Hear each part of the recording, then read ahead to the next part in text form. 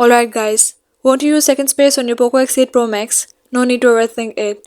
There is a quick and simple way to create a separate space. Stay with the steps you see on the screen and manage two profiles easily without any hassle.